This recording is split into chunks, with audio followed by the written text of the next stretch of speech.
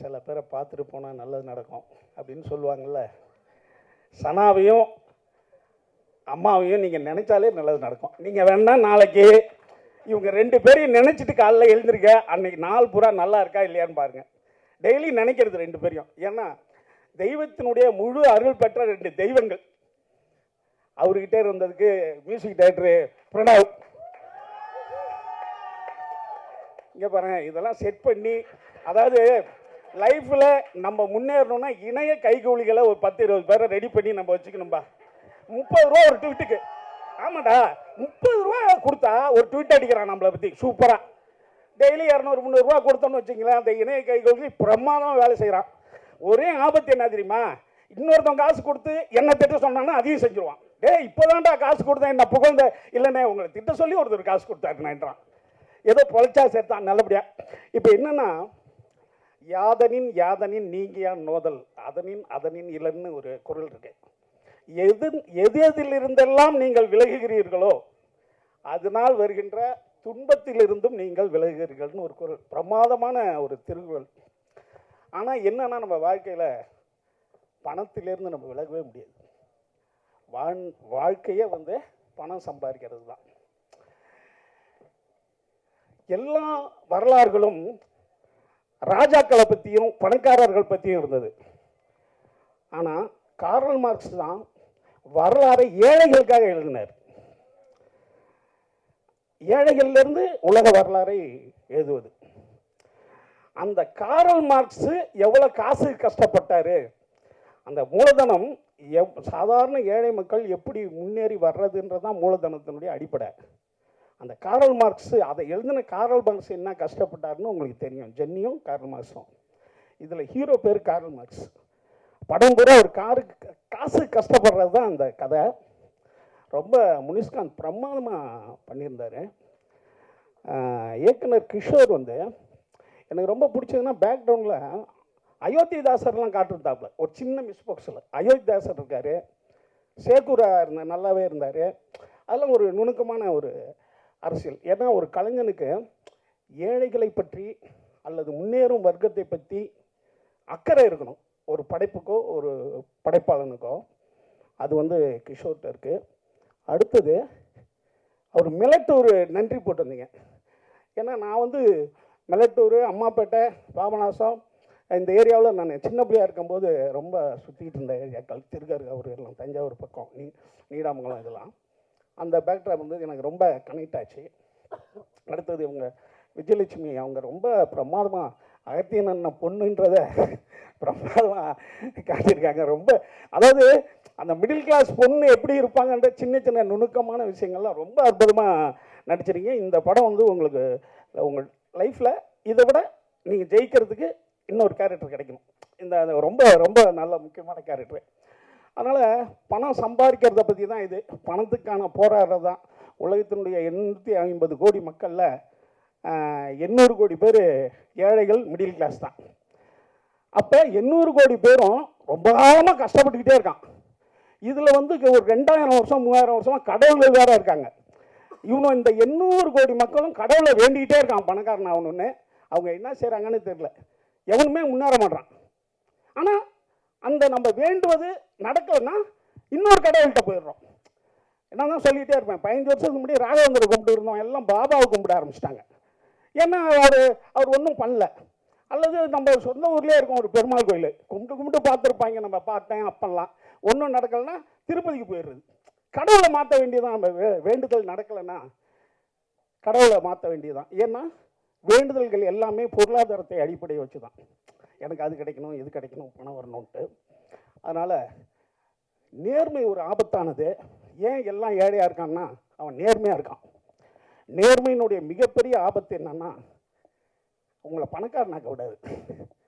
நீங்கள் எல்லாரும் தில்லாலங்கடி பண்ணாதான் நீங்கள் பணக்காரன் ஆக முடியும். அதுக்கு நம்ம வியாபாரம், திறமை அப்படின்னு நிறைய பேர் வச்சுக்கோம். அப்போ நீங்கள் ஏதாவது ஒரு நேர்மையிலிருந்து கொஞ்சம் விலகி போனாதான் நீங்கள் பணம் சம்பாதிக்க முடியும். அதனால் அறம், நேர்மை எல்லாம் பிள்ளைகளுக்கு சொல்லித்தர்றது, பள்ளிக்கூடத்தில் சொல்லித்தர்றதோட வச்சுக்கணும். வாழ்க்கையில் ஜெயிக்கணும்னா கொஞ்சம் நேர்மையும் அறத்தையும் கொஞ்சம் முன்ன பின்ன வச்சுக்கணும். இப்போ ஒரு பாட்டு இருக்கு முத்து படத்தில் ஒருவன் முதலாளியா, அதில் கையில் கொஞ்சம் காசு இருந்தால் அதுக்கு நீ முதலாளி, கழுத்து வரைக்கும் காசு இருந்தால் அதுதான் உனக்கு முதலாளின்னு ஒரு பாட்டு இருக்கு. அதனால் வந்து நீங்கள் வந்து கொஞ்சம் ஏழ்மையில் இருங்கன்ற சொல்ல வருதுன்னு வைங்களேன். அதை எழுதுன வைரமுத்து கோடீஸ்வரர், அதை பாடின எஸ்பிபி கோடீஸ்வரர், அதை வந்து இசையமைச்ச ஏஆர் ரஹ்மான் கோடீஸ்வரர், இயக்குன கேஎஸ் ரவிக்குமார் கோடீஸ்வரர், அதை பாடின சூப்பர் ஸ்டார் கோடீஸ்வரர். ஆனால் அவங்க என்ன சொல்கிறாங்க, கையில் கொஞ்சம் காசு இருந்தால் தான் நிம்மதின்றாங்க. இதெல்லாம் கைத்தட்டலுக்காகவும் நம்மளை சமநிலையில் வச்சுக்கிறதுக்காகவும் உள்ள பாடல்கள். அதையெல்லாம் கருத்தாக போய் எடுத்துகிட்டு போகக்கூடாது. உங்கள் வாழ்க்கை லட்சியம் பணம் சம்பாதிப்பது, அதன் மூலமாக உங்கள் குடும்ப குட்டியை நல்லா இருக்கிற வைக்கிறது, அடுத்தது உங்கள் சொந்தக்காரங்களுக்கு கொஞ்சம் முன்னேற்றுறது.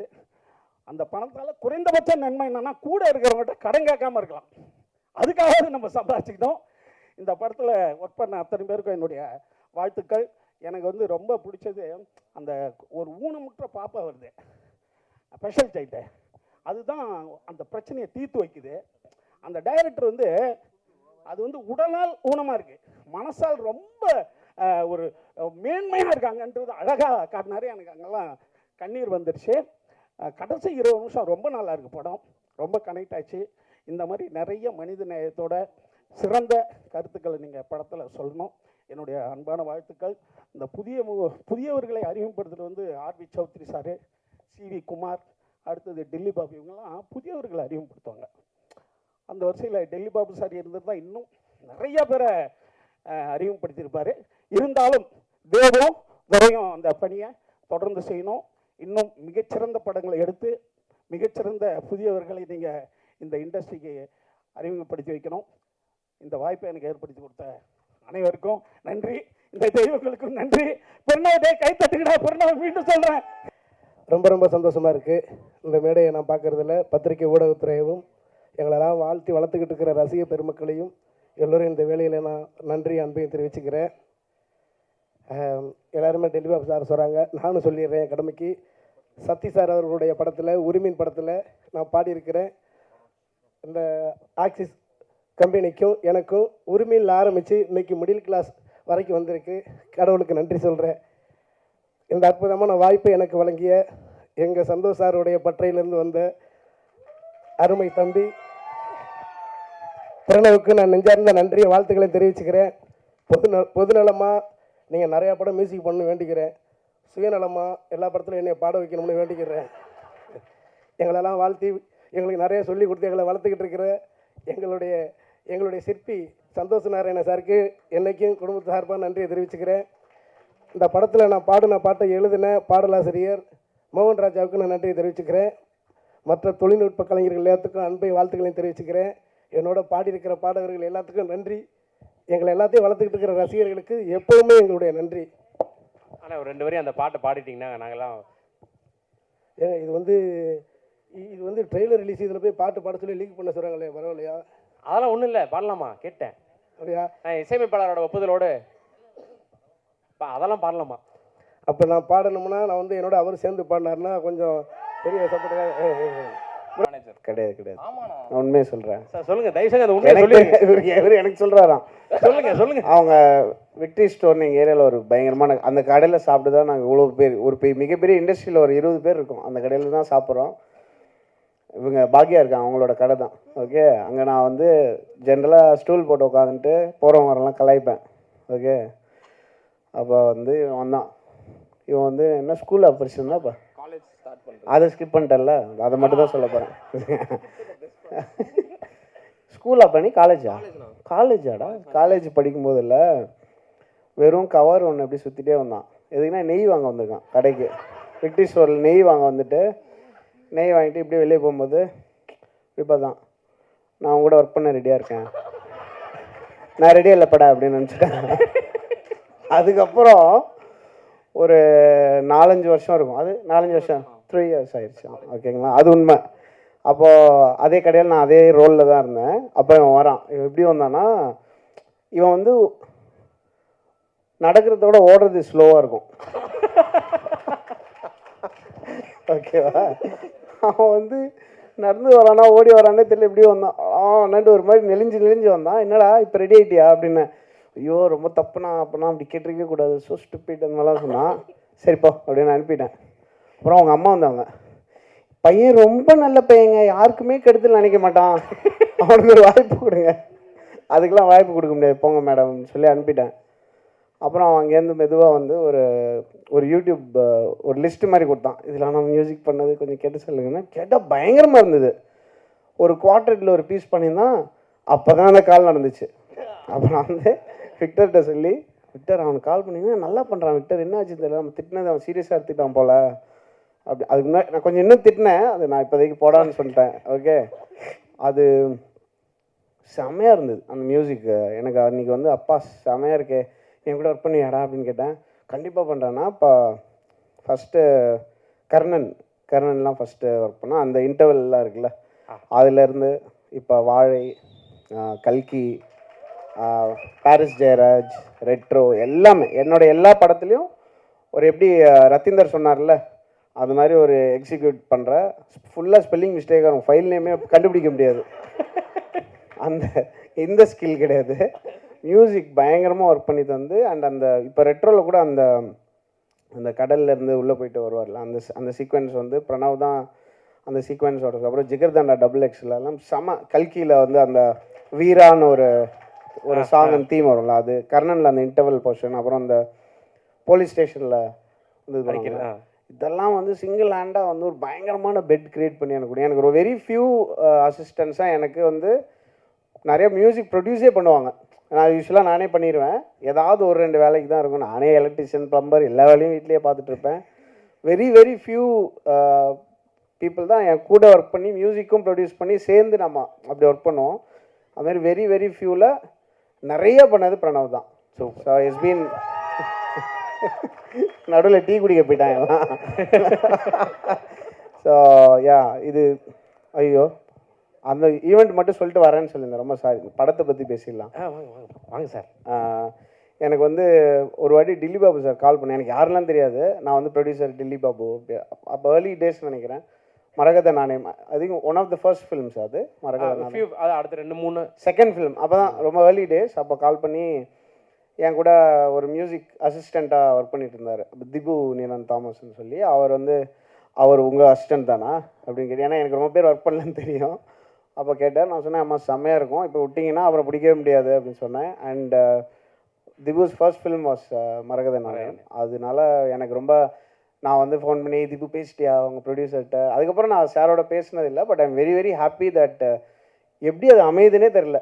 என்னோட வேர்ல்டுக்குள்ளேருந்து அவங்க திருப்பி ஸ்பெஷலான டேலண்ட்ஸை வந்து இந்த ஸ்டேஜுக்கு கிடைக்க ரொம்ப கஷ்டம். ஏன்னா நிறைய பேர், நான் ஆக்சுவலாக முனிஷ்காந்த் அவர், அப்புறம் விஜயலக்ஷ்மி, இவங்கெல்லாம் வந்து ஹசில் மேக்ஸில் இருக்காங்க. எவ்வளோ வருஷமாக ஓடிட்டே இருக்கோம், டெய்லி வரோம் கவர் தூக்கிட்டு ஓடிட்டே தான் இருக்கும்.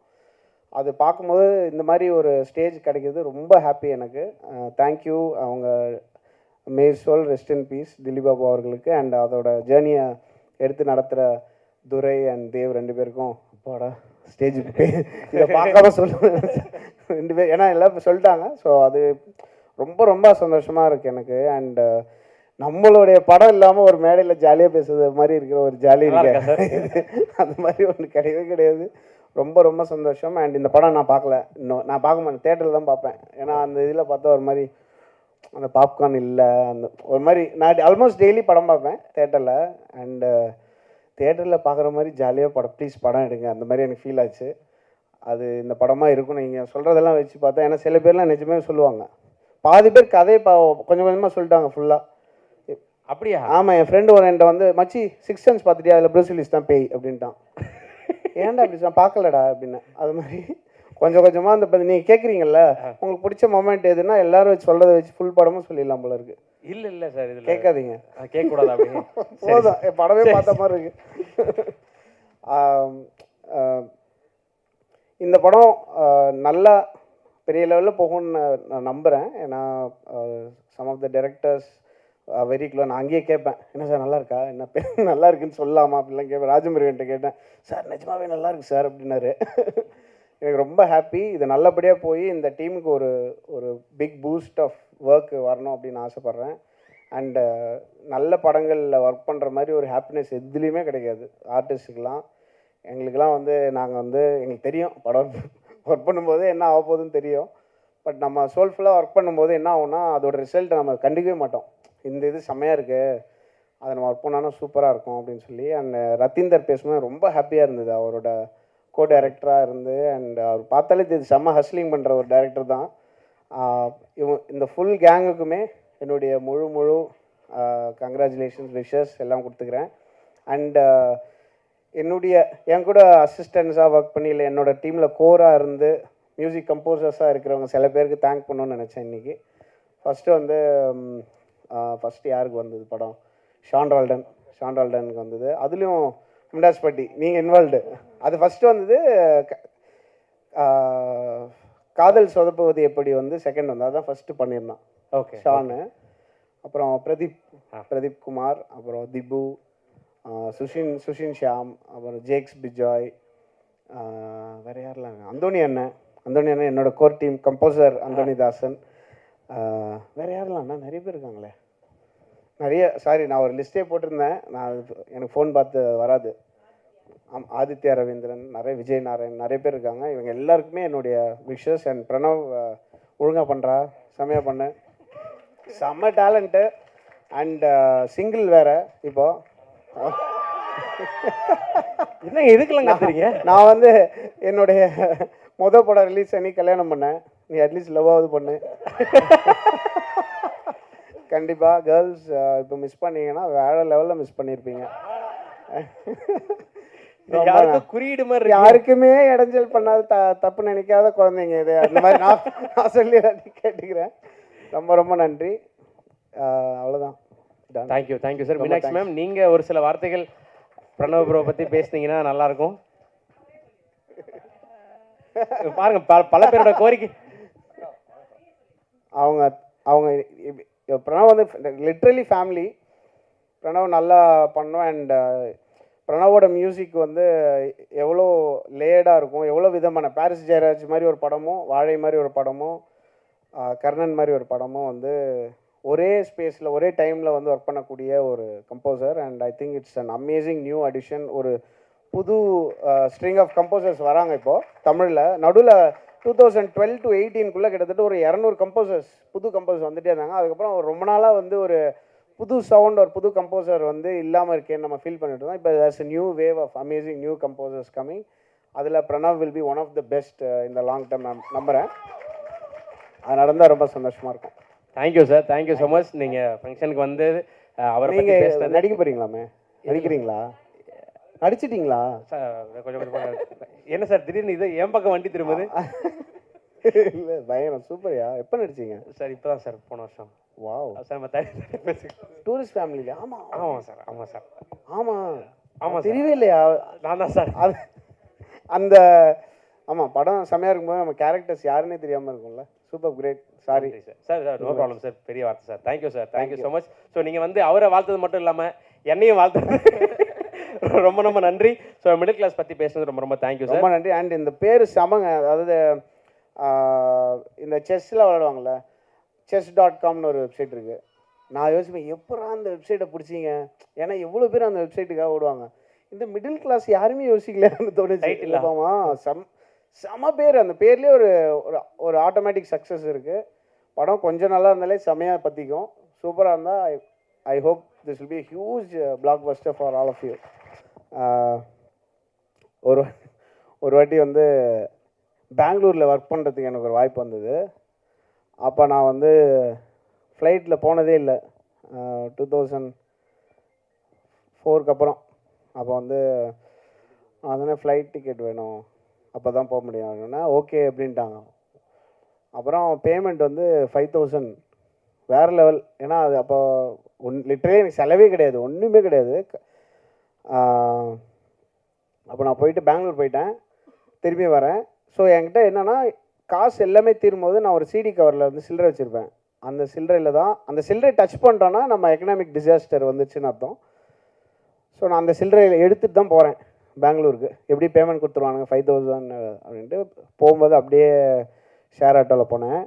ஏர்போர்ட் வாசலில் உள்ளே விட மாட்டாங்கல்ல, அப்படியே உள்ளே போயிட்டு பெங்களூர் போயிட்டு திரும்பி அவங்கள ட்ராப் பண்ண சொல்லிட்டு வந்துட்டேன்.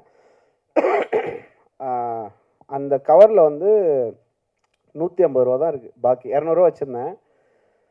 திரும்பி வரும்போது ஃப்ளைட்டில் வந்து குலுக்கல் முறையில் டிவி வின் பண்ணிட்டேன். ஓகே, அதுக்கு டேக்ஸ் மட்டும் 300 கட்ட சொன்னாங்க. ஓகே, அப்போ வந்து இறங்கிட்டு நான் வந்து ஷூர் அப்படின்னா, என்னோடய வாலெட் நான் வந்து இங்கே விட்டேன் அந்த மாதிரி சொல்லி இந்த 150 எடுத்து கொடுத்தேன். அந்த 150 பார்த்தோன்னே அவனுக்கு தெரிஞ்சு இவன் 150 இதுக்குள்ளே 150 இருக்குன்னு சொல்லிட்டான் தெரியாமல். அந்த மாதிரி வாலெட்டை மறந்து வச்சுவேன், கரெக்டாக சொல்லுவான், எண்ணி பார்த்துட்டு வருவான், அது தெரியாமல் சொல்லிட்டேன். அதை கொடுத்தோன்னா அவங்க 150 போட்டு எனக்கு அந்த ஒரு 1 வீக் அப்புறம் அந்த டிவியை அனுப்பிச்சி விட்டாங்க. அது வரவே இல்லை எனக்கு. ஏன்னா எனக்கு அந்த கொரியருக்கு பே பண்ணுறதுக்கு முடியல, எனக்கு ஃபோனும் ரீச் ஆகாது, ரீசார்ஜ் இல்லை, அப்படியே ஒரு சைக்கிள் ஆஃப் நத்திங்னஸ் இருக்கும். அது வந்து போயிட்டே தான் இருந்தது. ஆனால் எனக்கு தெரிஞ்சு சென்னைக்கு வந்து எக்கனாமிக்காக நம்ம கஷ்டப்படுறோம்ல, அது வந்து வாண்டடாக பண்ணிக்கிறது தான் நினைக்கிறேன். நம்மளை தானே வரோம், அந்த எஃபர்ட் போடுறோம், அந்த எஃபர்ட் என்றைக்கா ஒரு நாளைக்கு அது ஃப்ரூட்ஃபுல் ஆகும். அதுக்கு வெயிட் பண்ணோம் அப்படின்னா கிடைக்கும். சம்டைம்ஸ் நம்ம ஒரு பாயிண்டில் வந்து ஒரு மாதிரி ஒன்று செட் ஆகும், ஒரு மாதிரி அரைகுறையாக ஒன்று செட் ஆகும். நம்ம ஒரு விஷயத்துக்கு போகும்போது பாதியில் வேறு ஒன்று செட் ஆகும். சில பேர் அதில் போயிடுவாங்க, அப்படியே அதுக்குள்ளே வந்து ஒரு லவ், அதுக்கப்புறம் ஒரு கார் இஎம்ஐ, அது அப்படியே ஒன்று வந்துடும். அந்த செட்டப்புக்குள்ளே மாட்டிப்போம். அதுக்கப்புறமும் பரவாயில்ல, இன்னும் கொஞ்சம் ஹசில் பண்ணி நம்ம பிடிச்சதை செய்வோம். சம்டைம்ஸ் பிடிச்சதை செஞ்சதுக்கு நமக்கு ரிவார்ட்ஸும் இருக்கும். அந்த லைஃப்பில் தான் நான் இப்போ இருக்கேன். ஏன்னா ரொம்ப ரொம்ப கஷ்டப்பட்டது உங்களுக்கு தெரியும், அதெல்லாம் வந்திருப்பீங்க. ராஜமுருகன்லாம் நான் ஒரு ஸ்டூடியோ கட்டும்போது ஸ்டூடியோலேயே மாட்டிக்கிட்டார். ஏன்னா ஏணி கீழே விழுந்துருச்சு, ஏணி போட்டு தான் மேலே போகணும் ஸ்டூடியோவுக்கு. ஏணி கீழே விழுந்துருச்சு, ராஜமுருகனை காணோம். நாங்கள் தேடுறோம், குக்கு படம் ஒர்க் பண்ணும்போது தான், எங்கடா ராஜமுருகன் காணோன்னா ஃபோன்லாம் அவர் இப்போ கூட இன்னும் இந்த ஃபோன் தான் வச்சுருக்காரு, 3310 மாதிரி ஒன்று வச்சுருக்காரு. ஃபோன் ஆஃப் கிஃப். அப்புறம் நாங்கள் போய் ஸ்டூடியோவுக்கு போனால் ஏணி கீழே இருக்குது. சார்னு சவுண்டு கேட்டுச்சு மேலேருந்து. அந்த மாதிரி நான் சொன்னேன், சார் ஞாபகம் இருக்கா சார் ஸ்டூடியோவில் தொலைஞ்சிங்களா, எப்படி மறக்க முடியும் அப்படின்னு சொல்லி ஸ்டூடியோவில் அவர் மாதிரி இதாயிட்டார். அங்கேயே தூங்கி சவுண்டு கேட்காது இல்லை ஸ்டூடியோவில். அந்த மாதிரிலாம் நடந்திருக்கு. பட் சென்னை வந்து ஒரு எப்படி சொல்கிறது, ஒரு பேங்க் மாதிரி. கொஞ்சம் கொஞ்சமாக இங்கே ஒரு லோன் வாங்கிட்டோன்னா தப்பிச்சிக்கலாம். பிடிச்சதான் பண்ணுறது இதுதான். இதான் என்னுடைய ஒரு ஒன் ஆஃப் த இது ரொம்ப டீசெண்டான ஸ்டோரி, அதனால சொன்னேன். புரியுது சார். ஏன்னா இப்போ பேசும்போது யாரோ சொன்னாங்க மிடில் கிளாஸ்ன்றது கனவுகளை சுமந்துக்கிட்டு இருக்கக்கூடிய ஒரு கூட்டம் அப்படின்னு. ஸோ உங்களுக்கு அந்த கனவுன்றது, இப்போ நீங்கள் ஒரு பெரிய ஸ்டேஜ் இருக்கீங்க, இந்திய சினிமாவில் ரொம்ப முக்கியமான ஒரு மியூசிக் கம்போசராக இருக்கீங்க. ஸோ நீங்கள் உங்களோட ஃப்ளாஷ்பேக் டேஸில் உங்களுக்கான கனவுன்றது இருக்கும்ல, மிடில் கிளாஸ்ன்ற. என்னோட கனவு எப்பயுமே என்ன இருக்குன்னா, என்னோட பெஸ்ட் எக்ஸ்பீரியன்ஸ் எல்லாருக்குமே கிடைக்கணும்னு ஆசைப்பட்றேன். ஸோ நம்ம இப்போ எனக்கு ஒரு ஹசில் இருந்தது, அந்த ஹசிலுக்கு எனக்கு ஒரு செம்ம எக்ஸ்பீரியன்ஸ், செம்ம பிளெஸ்ஸிங் கிடச்சிருக்கு. அண்ட் இது எல்லாருக்கும் கிடைக்கணும் அப்படின்னா நம்ம வந்து ஒரு கரப்ஷன் ஃப்ரீ பொலிட்டிக்கலாக இருக்கிறவங்க வந்து நிஜமாவே எல்லாம் நல்லா இருக்கணும், நிஜமாவே நல்லா இருக்குன்னு நினைக்கிறது எவ்வளோ ஈஸி யோசிச்சு பாருங்கள். அதுக்கு எஃபர்ட்ஸ் எடுக்கணும்ல, அது ரொம்ப ஈஸியாக எடுக்கலாம். இப்போ எனக்கு வந்து ஸ்ட்ராட்டஜிக்காகவும் என்ன பண்ணணும்னு தெரியும், ஒரு பெரிய மூவ்மெண்ட்டாக க்ரியேட் பண்ணணுனால என்ன பண்ணணும், ஆல்மோஸ்ட் எல்லாருக்குமே எனக்கு தெரியும், எல்லார் கையிலையும் உலகத்தோட எல்லா நாலேஜும் இருக்குது. ஸோ அந்த மாதிரி பொலிட்டிக்கலாக ஒரு பெரிய ஷிஃப்ட்டும் வரணும்னு நான் ரொம்ப ஆசைப்பட்றேன். என்னோடய ஆசை வந்து லாங் டேர்மில் வந்து எல்லாருக்கும் எனக்கு கிடைச்ச இந்த ஹாப்பினஸ் அண்ட் எக்ஸ்பீரியன்ஸ் கிடைக்கிறதுக்கு நம்ம ஒரு டூலாக இருக்கணும்னு நினைக்கிறேன். அவ்வளோதான். Super sir. ஸோ தொடர்ந்து எங்களை என்டர்டெயின் பண்ணிட்டே இருங்க. ஆமாம். ஸோ நீங்கள் படம் நமக்கு வந்து ஒன்றும் இல்லை, ஒரு நெக்ஸ்ட் 2-3 மாதத்துக்கு நம்ம எவ்வளோ வேணால் சாப்பிட்லாம் அப்படின்ற மாதிரி இருக்குது. அதுவே எவ்வளோ பெரிய லக்ஸரி தெரியுமா? அந்த அட்லீஸ்ட் அதாவது கிடைக்கணும் இல்லையா எல்லாருக்கும். அதுக்கு நம்ம என்னால் முடிஞ்ச என்னோட ஒர்க் பண்ணுற எல்லாருமே எங்கள் வீட்டை சுற்றி. இப்போ பிரணவெலாம் எடுத்திங்கன்னா அந்த லெஃப்ட் ரோட்டில் போகிறீங்கன்னா பிரணவ் இருப்பான், அந்த செல்லில் திபு இருந்தான். ஸோ அதுதான் என்னுடைய ட்ரீம். அந்த ட்ரீம் ரியலைஸ் ஆகிட்டு இருக்கு ஃபாஸ்ட்டாக, விச் இஸ் ஹாப்பி.